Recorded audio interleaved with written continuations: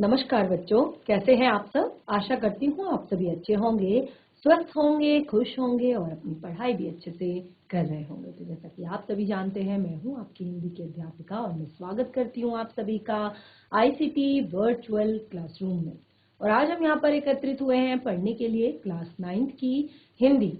Class 9th की हिंदी में हम पढ़ रहे हैं अपने हिंदी व्याकरण का टॉपिक संधि। तो संधि में हम यहाँ पर काफी कुछ चीजें पढ़ चुके हैं संधि के बारे में, जैसे कि संधि का शाब्दिक अर्थ, संधि की परिभाषा, संधि विच्छेद और संधि के भेद।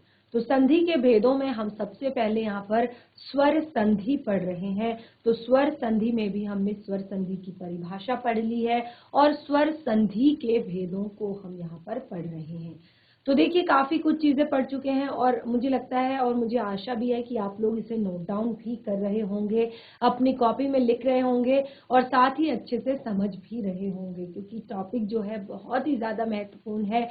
आपको क्लास में ही नहीं, आपको इन फ्यूचर जब भी आप कोई कॉम्पिटिटिव एग्जाम्स देते हैं, जब भी आप कोई भी एग्जाम देते हैं, तो हिंदी आपकी कॉमन आपका सब्जेक्ट होता है हर जगह। तो आपको हिंदी में व्याकरण में ये संधि, मुहावरे, इस तरह की चीजें आपको कॉमनली हर बार मिलती हैं, हर जगह मिलती हैं, हर एग्जाम में मिलती हैं।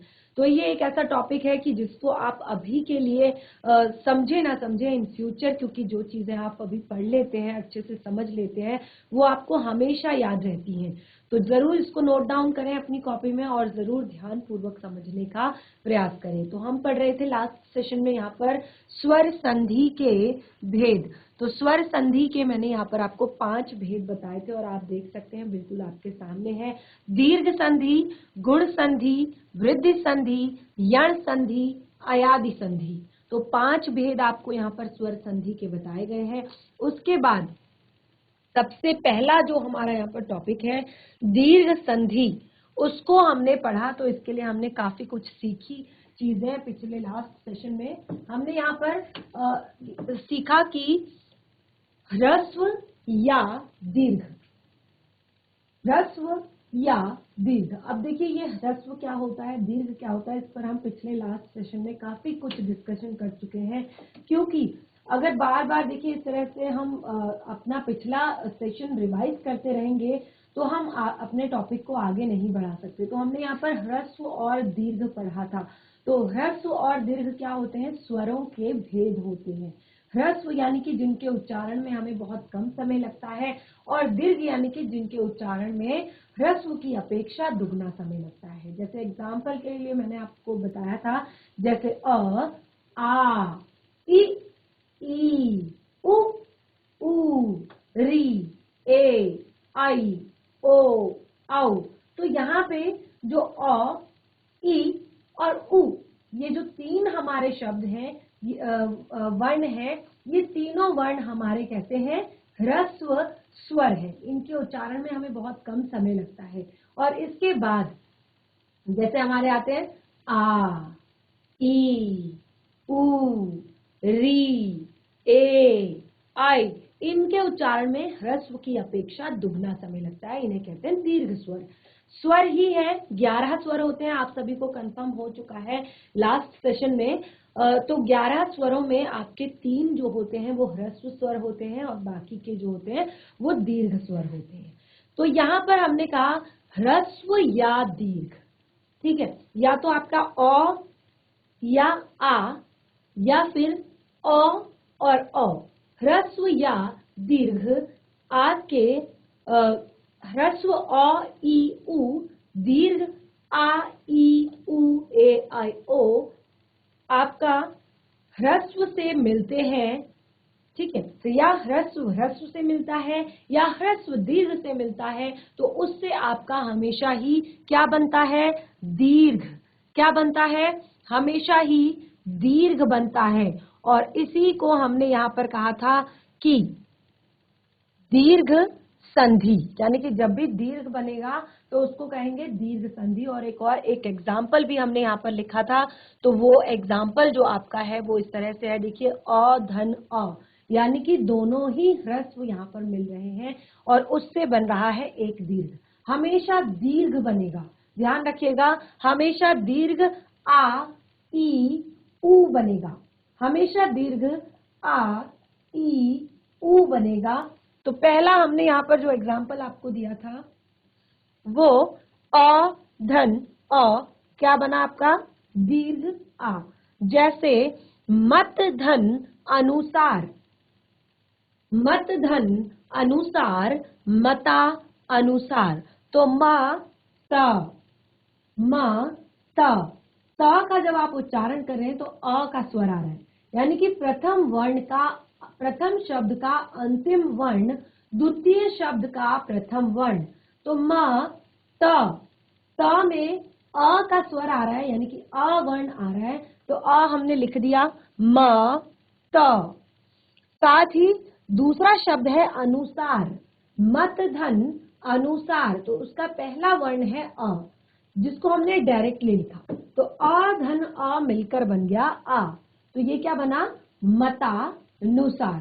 तो बिल्कुल रेडी हो जाइए, हम आगे काफी सारे एग्जाम्पल्स यहाँ पर पढ़ने वाले हैं। और जैसे कि हमने कहा ह्रस्व और दीर्घ, ह्रस्व और दीर्घ, तो यहाँ पर जो आपका ह्रस्व और दीर्घ किस तरह से मिलेंगे या ह्रस्व और ह्रस्व मिलकर क्या बनेगा, वो सारे एग्जाम्पल हम यहाँ पर पढ़ने वाले हैं। तो नोट डाउन करने के लिए भी रेडी हो जाइए कॉपी पेन पेंसिल लेकर।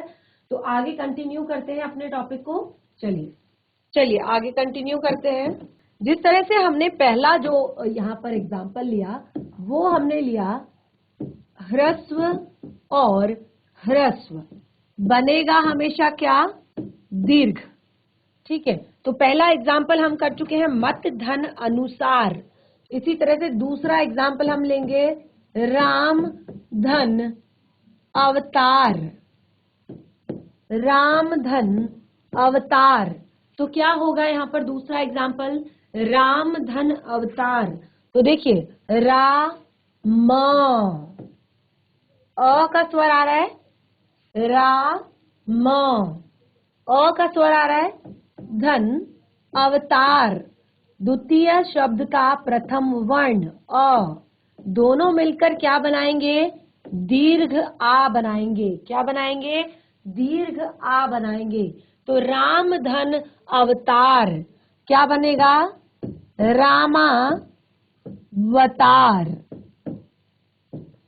रामावतार क्या बनेगा, रामावतार। ठीक है, इसी तरह से एक और एग्जाम्पल हम यहाँ पर लेते हैं,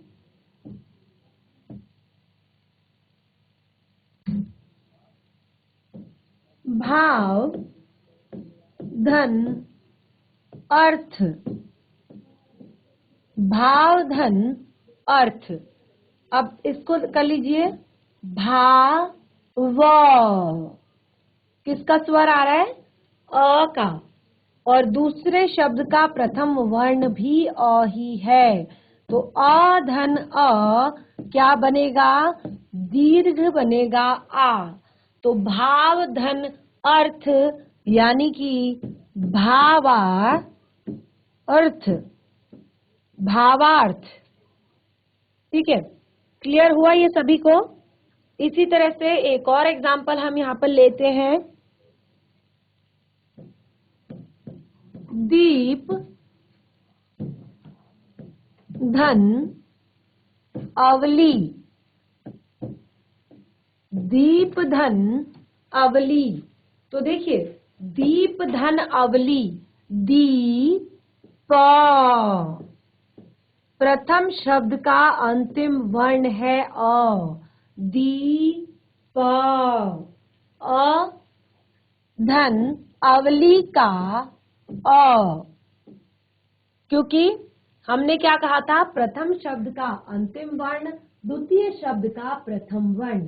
तो प्रथम शब्द का अंतिम वर्ण भी अ है, दी प, अ लिख दिया।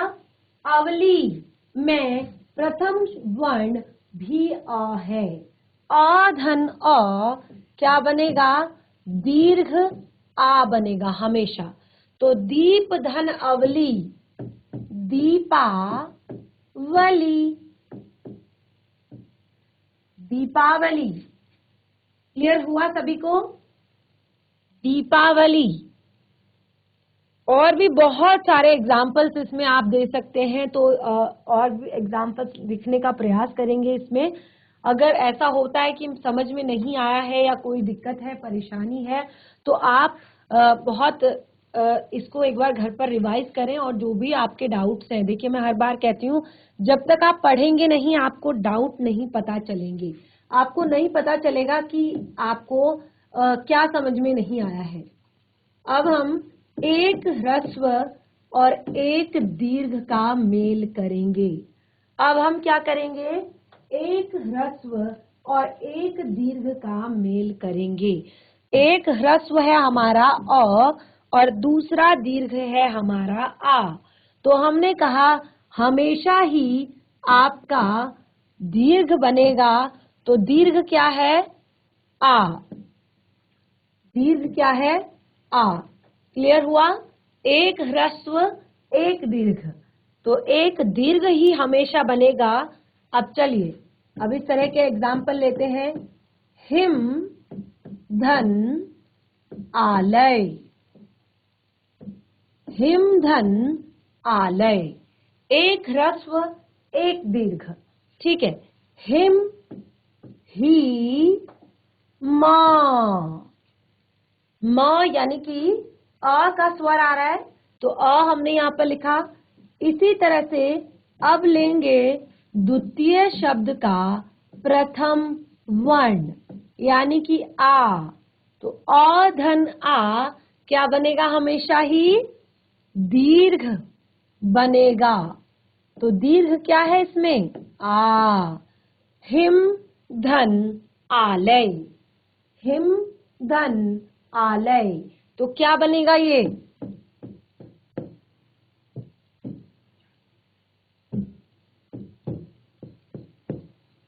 हिमालय।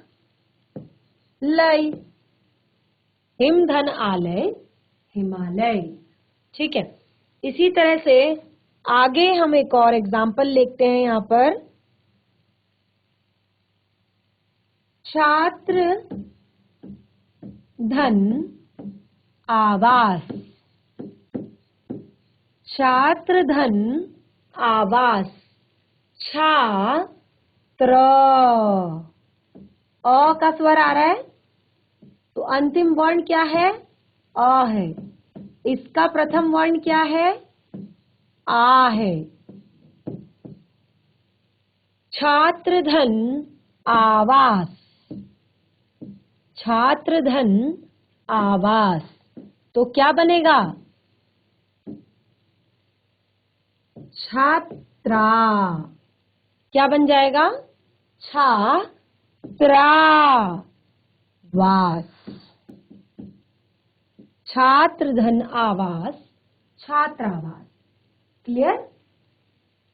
इसी तरह से और भी बहुत सारे एग्जाम्पल्स इसमें ले सकते हैं। और आप देखिए कई ऐसे शब्द हम रोज रोज पढ़ते हैं, जैसे एक बहुत ही सरल और इजी एग्जाम्पल एक और देती हूँ यहाँ पर। पुस्तक धन आलय।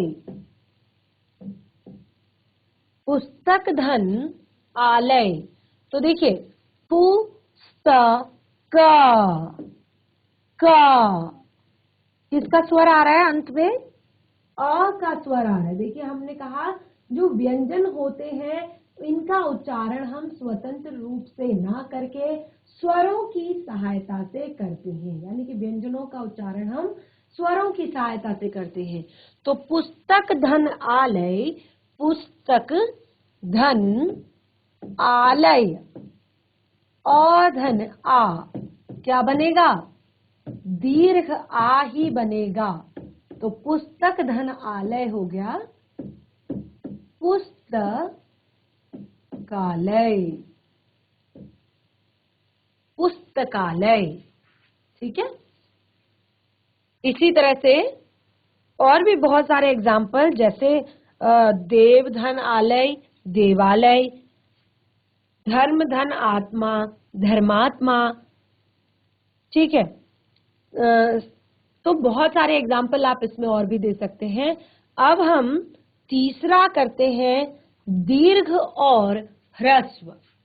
नंबर 3, तीसरा एग्जाम्पल है एक दीर्घ धन एक ह्रस्व। एक दीर्घ एक ह्रस्व और हमेशा ही बनेगा दीर्घ। हमेशा क्या बनेगा? दीर्घ बनेगा। ध्यान रखिएगा, कभी भी कंफ्यूज नहीं होना है। जैसे आप क्या करेंगे, पहले शब्द का संधि विच्छेद करेंगे। कोई भी शब्द आप लेते हैं तो पहले आप उसका संधि विच्छेद करेंगे। तो जब आप उसका संधि विच्छेद करेंगे आपको क्लियर हो जाएगा कि इसको हमने कैसे सॉल्व करना है, कैसे इसमें कौन सी संधि है, आप उसको कैसे बताएंगे। ठीक है, तो एक दीर्घ और एक ह्रस्व हमने यहाँ पर लिया। तो अब इसी तरह के कुछ एग्जाम्पल लेंगे, जैसे रेखा धन अंकित।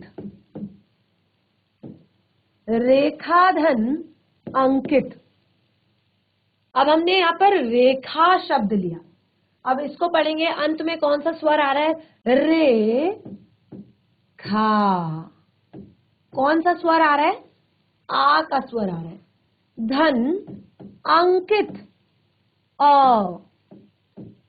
तो क्या बनेगा? हमेशा दीर्घ आ बनेगा। आप देख सकते हैं सबसे ऊपर हमने वही लिखा हुआ है। ठीक है ना? तो रेखांग, रेखांकित, रेखांकित। क्लियर हुआ? इसी तरह से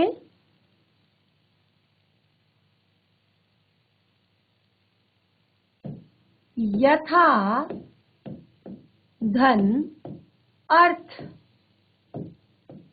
यथा धन अर्थ। तो देखिए, य था, किसका स्वर आ रहा है? आ का स्वर आ रहा है। य था, आ का स्वर आ रहा है। उसके बाद दूसरे शब्द का प्रथम वर्ण क्या है?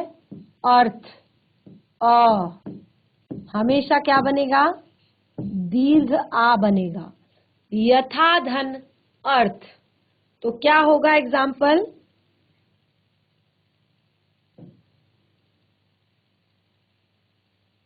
यथार्थ। यथा धन अर्थ यथार्थ। इसी तरह से विद्या धन अभ्यास, विद्याभ्यास। शिक्षा धन अर्थी, शिक्षार्थी। विद्या धन अध्ययन, विद्याध्ययन। ठीक है, अभी तक हमने दो ह्रस्व लिए, उसके बाद हमने एक ह्रस्व एक दीर्घ लिया, उसके बाद हमने एक दीर्घ और एक ह्रस्व लिया। अब हम दोनों दीर्घ स्वर लेंगे और उसमें देखेंगे कि किस तरह के एग्जाम्पल हमारे आते हैं। नंबर 4, आ धन आ। दोनों ही दीर्घ हैं और हमेशा क्या बनेगा? दीर्घ ही बनेगा। कभी ये नहीं सोचना है कि आपका ह्रस्व बनेगा। दीर्घ संधि पढ़ रहे हैं तो हमेशा दीर्घ ही बनेगा। तो इस तरह से अब हमने यहाँ पर पढ़ा आ धन आ। ठीक है, चलिए इस तरह के ही एग्जाम्पल लेते हैं। विद्या धन आलय। विद्या धन आलय। विद्या। कौन सा स्वर आ रहा है? आ का स्वर आ रहा है। धन आलय में पहला वर्ण क्या है? आ। दोनों ही मिलकर हमेशा दीर्घ ही बनाएंगे। तो अब आप देखेंगे ये जो सारे एग्जाम्पल हैं, ये सारे एग्जाम्पल आपके दीर्घ के ही हैं। ये सारे एग्जाम्पल आपके दीर्घ के ही हैं। तो विद्या धन आलय। तो देखिए आपका आ और आ, जैसे विद या में कौन सा स्वर आ रहा है? आ का स्वर आ रहा है। और उसके बाद आलय, आलय में पहला वर्ण जो है वो आ ही है, तो ये क्या बन जाएगा? विद्यालय।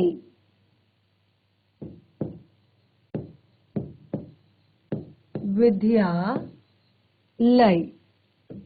विद्याधन आलय विद्यालय। ठीक है, इसी तरह से महाधन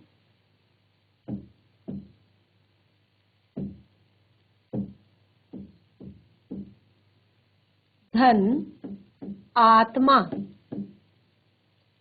महाधन आत्मा, तो कैसे लिखेंगे? हा, आ का स्वर आ रहा है, हा। महाधन आत्मा, आत्मा में किसका स्वर आ रहा है? आ का स्वर आ रहा है, तो आ और आ मिलकर क्या बनाएंगे? हमेशा ही दीर्घ बनाएंगे।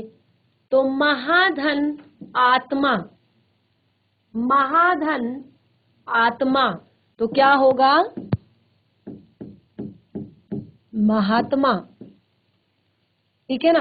तो देखिए एग्जाम्पल्स आप देख सकते हैं, सारे के सारे हमने इसी तरह के एग्जाम्पल्स लिए हैं। और ये क्यों हमने ये एग्जाम्पल लिए हैं? क्योंकि जब भी आपको कोई संधि बतानी होती है, जब भी आप किसी संधि को बताते हैं या कोई संधि किसी शब्द में आपको बतानी है, तो आपको सबसे पहले क्या करना होगा? इसी तरह से शब्द का संधि विच्छेद करना होगा। और जब आप शब्द का संधि विच्छेद करेंगे तो आप देखेंगे कि किन किन शब्दों के मिलने से ये संधि हुई है। तो जब आपको क्लियर हो जाएगा कि किन शब्दों के मिलने से ये संधि हुई है, तो आपके लिए आसान हो जाएगा ये देखना कि ये दीर्घ संधि है या गुण संधि है या अयादि संधि है या यण संधि है। क्लियर? अब हम यहाँ पर अगला जो एग्जाम्पल लेने वाले हैं वो लेने वाले हैं दोनों ही ह्रस्व स्वरों का, और ये दोनों ही ह्रस्व स्वर मिलकर एक दीर्घ यहाँ पर बनाते हैं। पहला स्वर है ई, दूसरा स्वर है ई, और ये दीर्घ यानी कि बड़ी ई बनाएंगे। ठीक है, तो इसी तरह से बहुत सारे यहाँ पर एग्जाम्पल। कवि धन इंद्र, कवि धन इंद्र, तो कवि धन इंद्र। अब आप यहाँ पर देखिए, उच्चारण करके देखेंगे। देखिए ये सारी चीजें किससे आएंगी? आपको उच्चारण करने से आएंगी। जैसे आपने उच्चारण किया कवि, कवि, कौन सा स्वर आ रहा है यहाँ पर? कौन सा स्वर आ रहा है? छोटी ई का, तो ये क्या है? आपका ह्रस्व स्वर है। उसके बाद अगला जो आपका शब्द है इंद्र, अगला जो शब्द है वो क्या है? इंद्र। तो कवि धन इंद्र क्या होगा? हमेशा ही दीर्घ बनाएगा, इस बात को याद रखिएगा, हमेशा ही दीर्घ बनेगा। कवि धन इंद्र, तो ये क्या हो जाएगा आपका? कवींद्र। क्या हो जाएगा? कवींद्र।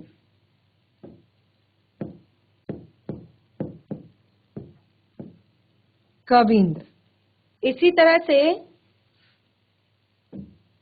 हरि धन इच्छा, हरि धन इच्छा,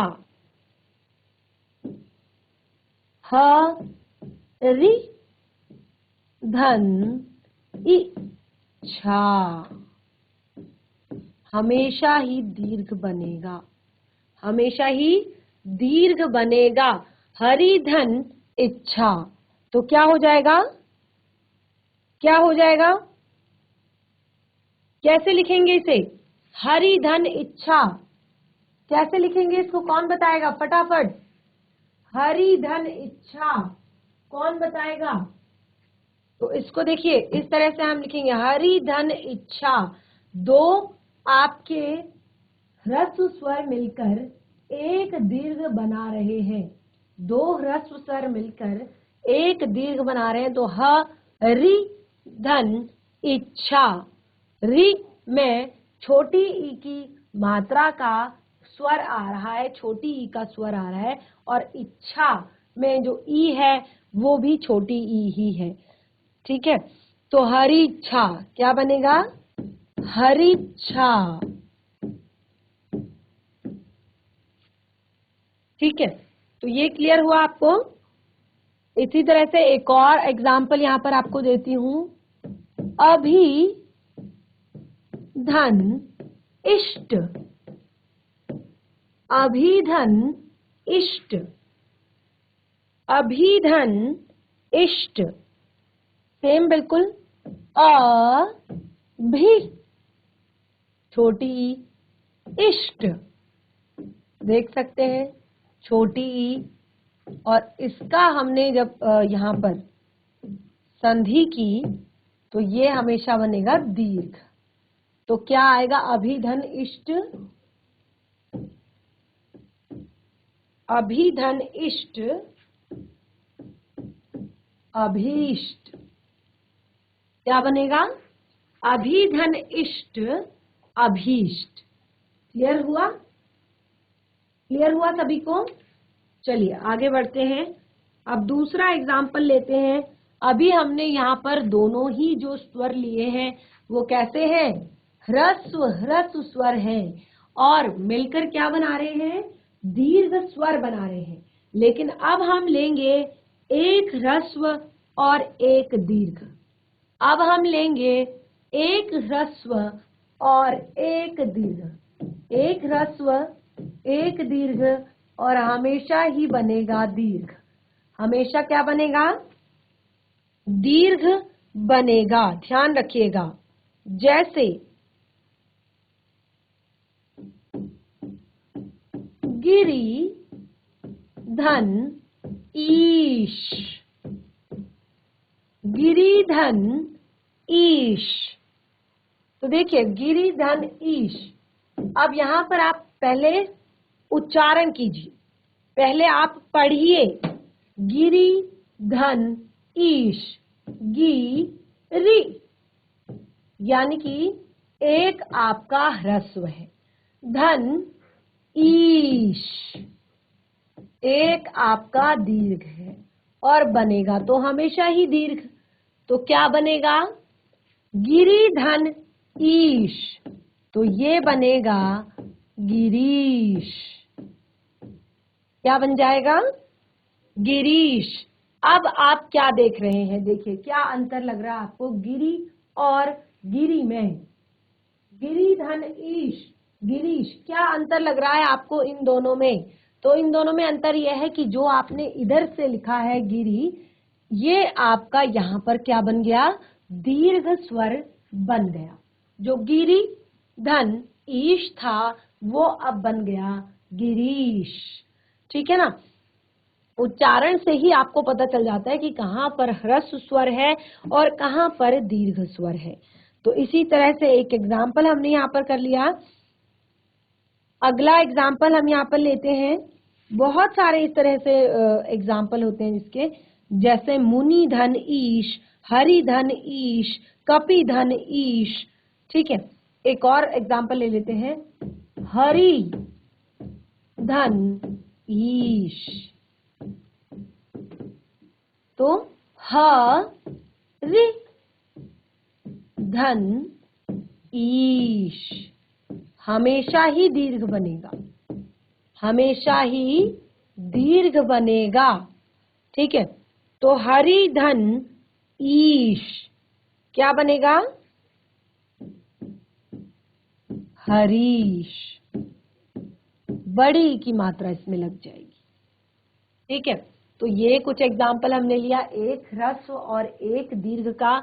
अब यहाँ पर हम एक और एग्जाम्पल लेते हैं जिसमें एक है आपका दीर्घ और एक है आपका ह्रस्व। देखिए कंफ्यूज नहीं होइएगा। नंबर 7, एक दीर्घ एक ह्रस्व हमेशा बनाएगा दीर्घ। ठीक है, एक दीर्घ एक ह्रस्व हमेशा बनाएगा दीर्घ, जैसे नारी धन, नारी धन इष्ट, नारी धन इष्ट। अब उच्चारण कीजिए, नारी धन इष्ट। और हमेशा ही दीर्घ बनेगा, क्योंकि दीर्घ संधि पढ़ रहे हैं तो हमेशा ही दीर्घ बनेगा। ठीक है, तो यहां पर नारी धन इष्ट क्या बनेगा?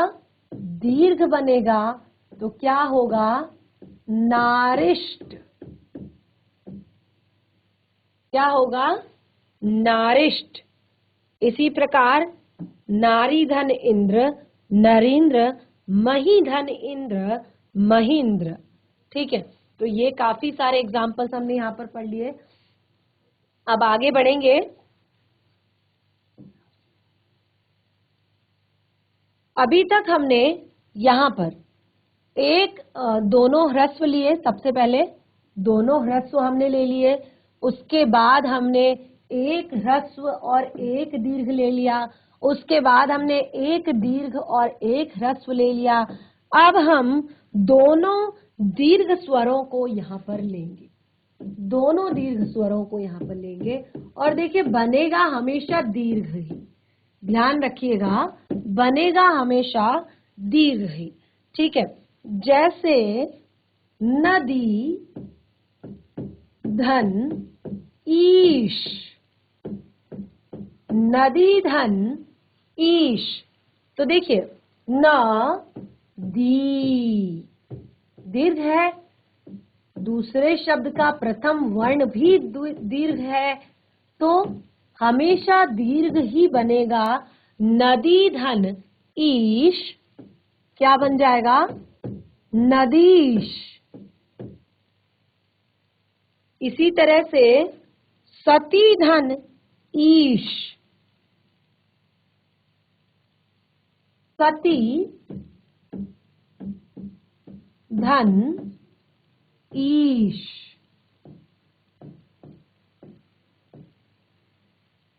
सती धन ईश। हमेशा दीर्घ, तो ये बनेगा सतीश। ठीक है, एक और एग्जाम्पल यहां पर लेते हैं। रजनी धन ईश, रजनी